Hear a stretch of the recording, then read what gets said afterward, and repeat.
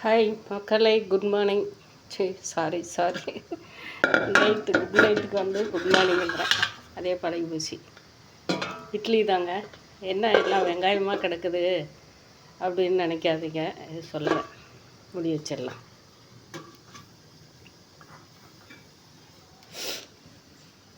குழம்பு இருக்குது கொஞ்சம், அவ்வளோதான் போதும். ஏன்னா அது மாவு வந்து நேற்று கடையில் வாங்கிட்டு வந்து சப்பாத்தி இருந்தது, ஒரு சப்பாத்தி இருந்தது. நான் 2 தோசை வந்து லைட்டாக ஊற்றி, சின்னதாக ஊற்றி, ஒரு சப்பாத்தி 2 தோசை, குட்டி தோசை 2 ஊற்றி சாப்பிட்டேன். மீதி மாவு அப்படியே இருந்துச்சு. காலையில் வந்து உப்புமா பிரியாணி செஞ்சேன் இல்லைங்களா, நம்ம சம்பாரை போட்டு, அது வந்து என்ன செஞ்சுட்டேன், காலையிலையும் சாப்பிட்டு பார்சல் வந்துடுச்சுங்க. சரி, ஒரு பார்சல் போட்டு விட்ருக்குறாங்க. சாரீஸு, சுடி, அதாவது காலர் வச்சு சுடியும், காலர் இல்லாமல் இன்னொரு நெக்கு அம்பர்லா கட்டிங் மாதிரி 2 வகை சுடி போட்டிருக்குறாங்க. சாரீஸ் வந்து எல்லாமே காஸ்ட்லி ரகம் தாங்க. எல்லாமே 750 ரூபாய்க்கு மேலே தான் போட்டிருக்குறாங்க. ஆனால் நம்ம என்ன ரேஞ்சு வச்சு விற்கணும்னு சொல்லிட்டு எனக்கு சரியாக தெரியல. அதுக்கு மேலே 1200லேயும் போட்டிருக்குறாங்க. அது வந்து புதன்கிழமை வரும் பார்சலு. ஏன்னா பில்லு எல்லாமே நமக்கு வந்து ஆல்ரெடியாக வந்துருச்சு. பார்சல் வராதுக்கு முந்தையே போட்டு விட்டாங்க. எல்லாமே ரேட்டு காஸ்ட்லியான ரேட்டு தான். துணி மெட்டீரியல் வந்து அவ்வளோ சாஃப்டாக இருக்குங்க. எல்லாமே இப்போ கண்ணா பின்னான்னு சொல்லிட்டு இந்த விலை கம்மியாக இருக்கிறது அதெல்லாமே வந்து ஒரு பக்கம் இருக்கட்டுங்க.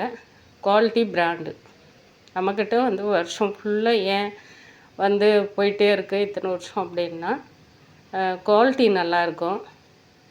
ரேட் அதிகமாக இருந்தாலும் பிராண்டு தாங்க எப்போவுமே. ஏன்னா அது வந்து நமக்கு ரொம்ப நாளைக்கு இந்த அக்கா கடையில் இந்த புடவை இருக்கும் அப்படின்னு சொல்லிட்டு மக்கள் வந்து நம்பிக்கையாக கேட்பாங்க. அதை எடுத்துகிட்டு வந்து கொடுப்பேன். இப்போ கடைசியும் 3 ஷிஃப்ட்டு போட்டு அந்த சாரீஸு கடைசியில் நானாக பார்த்தேன். அந்த சாரீ நான் பால்ஸ் வச்சு ஓரம் அடித்ததுக்கப்புறமா கூட எனக்கு கொடுக்குறீங்களா அப்படின்னு கேட்டாங்க. அந்த மாதிரி தான் ஒரு சாரீ எடுத்தால் 4 சாரீ 5 சாரீ ஒருத்தர் விருப்பப்பட்டு இருக்கிறவங்க கலர் அப்படியே எடுத்துக்குவாங்க. அந்த மாதிரி தான்.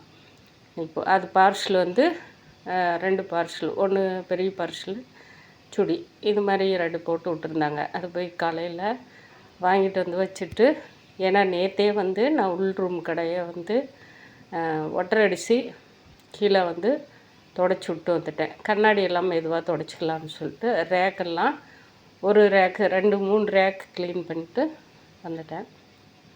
இன்றைக்கி கொஞ்சம் ரெஸ்ட் எடுத்துக்கலாம். ஏன்னா அதுக்கு மேலே வந்து நமக்கு வேலை இருக்கும். புதன்கிழமை பார்சல் வந்தால் அது பிரிக்கணும் எல்லாமே. ஏன்னா நம்ம ஒண்டியாக இருந்து செய்கிறதுனால கொஞ்சம் வேலைங்க. அதனாலே சரி போ அப்படின்னு சொல்லிட்டு விட்டேன். இப்போ வந்து இன்றைக்கி மத்தியானமாக இந்த உப்புமாவே அங்கேருந்து கடையில் காலையில் சாப்பிட்டு போனாங்களா, வந்து அவன் தம்பி சாப்பிட்டுட்டியா, அதுக்கப்புறமா இன்றைக்கி வந்து அந்த உப்புமாவே இருந்தது மத்தியானம்.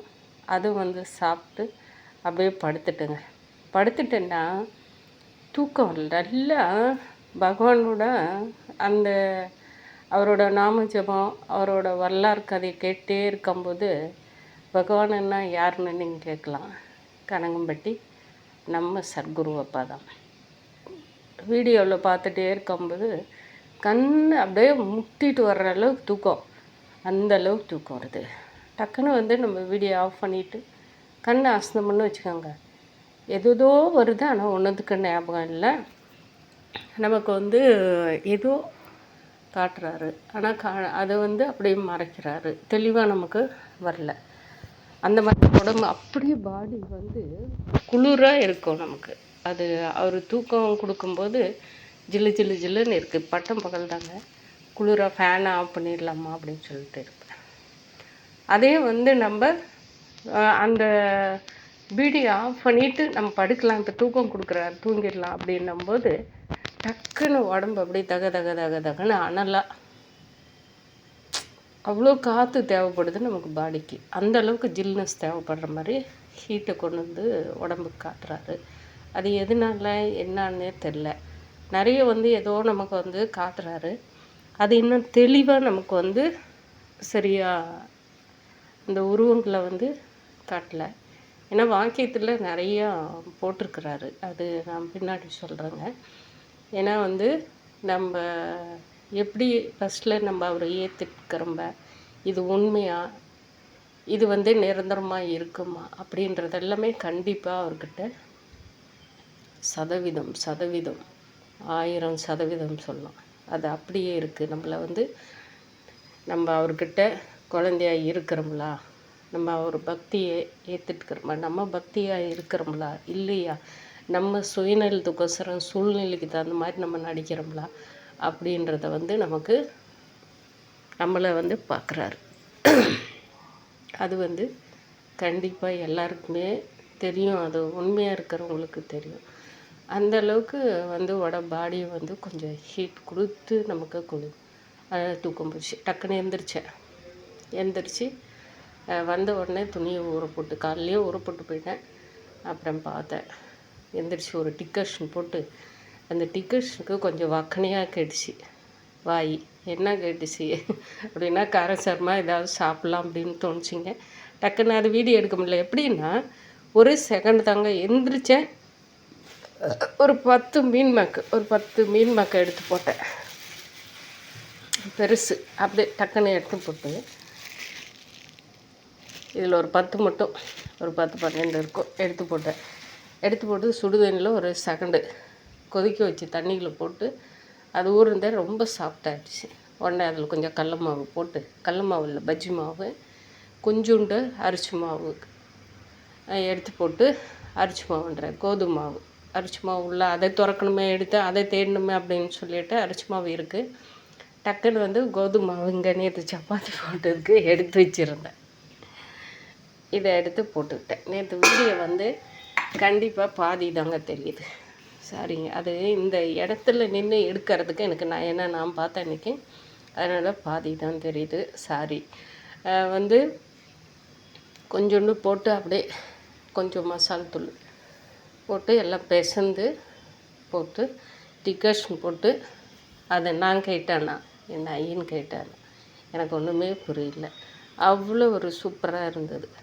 சாப்பிட்டு உடனே உட்காரக்கூடாதுல்ல, ஐயா என்ன சொல்கிறாரா அதை நம்ம கேட்கணும் அப்படின்னு சொல்லிட்டு உடனே நம்ம துணி அழைச்சி போடலாம், உட்காரக்கூடாது அப்படின்னு சொல்லிட்டு டக்குன்னு போயிட்டு சாரீஸ் எல்லாம் ஊற வச்சதெல்லாம் சும்மா அப்படியே ஒரு அழைச்சி போட்டு கொஞ்ச நேரம் உட்காந்து மறுபடியும் அவரோட அற்புதத்தை வந்து பயங்கரமாக ஆனால் அற்புதமெல்லாம் அப்படியே கேட்டு உட்காந்துட்டு யோசனை பண்ணேன்.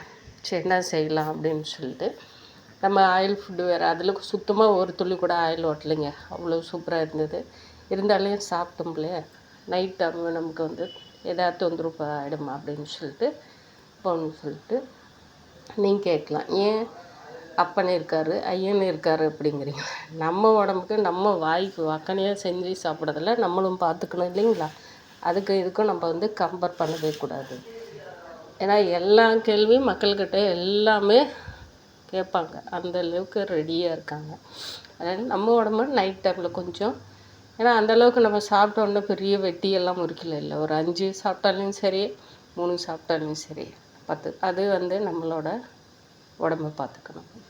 அதனால் இட்லி மாவு நேற்று கடையில் வாங்கிட்டு வந்து இருந்தது. யோசனை பண்ணேன், அது வந்து நம்ம இப்போ ஆனினா போட்டாலையும் எண்ணெய் ஊற்றணும். நான் ஆல்ரெடி ஒரு நாள் தோசைக்கு வந்து தோசை மாவில் நம்ம வீட்டில் ஆட்டின மாவுலையோ இல்லை கடை மாவுலையோ நான் செஞ்சுருக்கிறேங்க. சூப்பராக இருந்தது. இப்போ இதில் 7 இட்லி ஊற்றிருக்கிறேன். 7 இட்லி 3 இட்லி சாப்பிட்ருவேன். 3 இட்லி சாப்பிடுவேன். அவ்வளோ பெருசாக வரும்.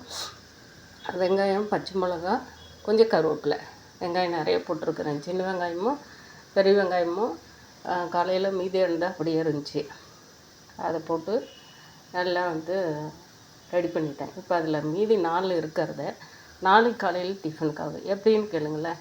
வெங்காயம் நிறைய போட்டிருக்கிறோம். நாளைக்கு நம்ம வெங்காயம் அரியணும்னு அவசியம் இல்லை. டக்குன்னு கொஞ்சோண்டு ஆயில் விட்டு கடுகு உளுத்தம்பருப்பு வெடிக்கிற அளவுக்கு மட்டும் ஆயிலில் போட்டு கொஞ்சம் பெருங்காயம் போட்டு தாளிச்சு விட்டு காலையில் டிஃபன் முடிச்சிடும். மதியானத்துக்கு சாப்பாடு வாழைத்தண்டு இருக்குது, ரசம் வச்சு வாழைத்தண்டு பொரியல் பண்ணிக்கலாம் நாளைக்கு. சாம்பார் வைக்க போகிறதில்ல.